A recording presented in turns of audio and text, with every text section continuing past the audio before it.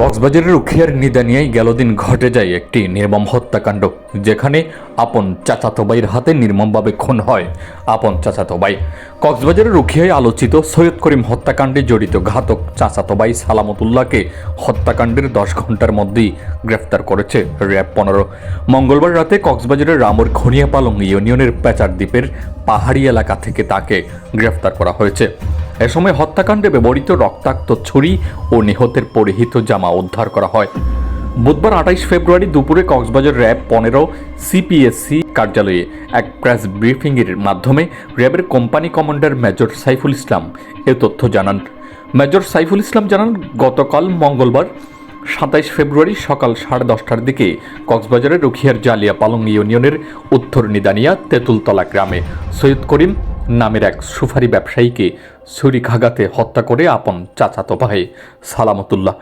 স্ত্রীর পরকীয়া সন্দেহে ও পারিবারিক বিরোধের জের ধরেই উভয়ের মধ্যে বিরোধ চলছিল বেশ কিছুদিন ধরে।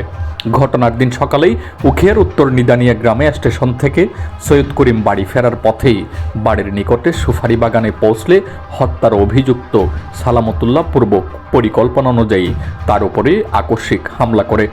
এক পর্যায়ে ঘাতক সালামতুল্লাহ সৈয়দ করিমের বুকে ছুরিকাঘাত করে পালিয়ে যায়। এ সময় ঘটনাস্থলেই গুরুতর আহত হয়ে মাটিতে লুটিয়ে পড়ে সৈয়দ করিম। পরে স্থানীয়রাও আত্মীয় স্বজনরা তাকে উদ্ধার করে কক্সবাজার সদর হাসপাতালে নিয়ে গেলে কর্তব্যরত চিকিৎসক সৈয়দ করিমকে মৃত ঘোষণা করেন। এ ঘটনায় ঘাতক সালামতুল্লাহকে ধরতে র্যাব অভিযান শুরু করে। একই দিন রাতে 15টার দিকে কক্সবাজার টেকনাফ সড়কের রামু উপজেলার ঘনিয়াপালং ইউনিয়নের পেচারদ্বীপ এলাকার চেকপোস্ট বসায় র্যাব। এ সময় তল্লাশি করার এক পর্যায়ে কক্সবাজারগামী একটি সিএনজি থেকে পালিয়ে যাওয়ার সময় পার্শ্ববর্তী পাহাড় থেকে তাকে গ্রেফতার করা হয়। গ্রেফতার সালামতুল্লাহ উখিয়ার জালিয়াপালং ইউনিয়নের উত্তর নিদানিয়া তেঁতুলতলা গ্রামের সৈয়দ কাশেমের ছেলে। র্যাব জানায়, প্রাথমিক জিজ্ঞাসাবাদে গ্রেফতারকৃত সালামতুল্লাহ ঘটনার সাথে জড়িত থাকার বিষয়ে স্বীকার করে ঘটনার লোমহর্ষক বর্ণনা দেন। নিহত সৈয়দ করিমের সাথে তার স্ত্রীর দীর্ঘদিনের পরকীয়া সম্পর্ক সন্দেহ এবং পারিবারিকভাবে পূর্বশত্রুতা চলে আসছিল।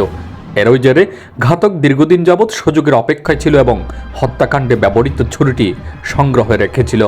হত্যাকাণ্ডের পর আইনশৃঙ্খলা বাহিনীর গ্রেফতার এড়াতে রাতের আধারেই কক্সবাজার হয়ে অন্যত্রে পালিয়ে যাওয়ার চেষ্টা করছিল সে।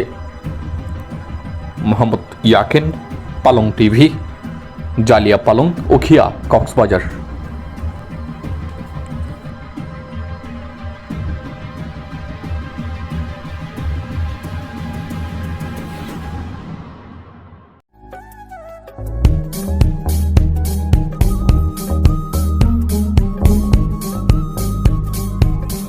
পালং টিভি, গ্রাম বাংলার কথা বলে।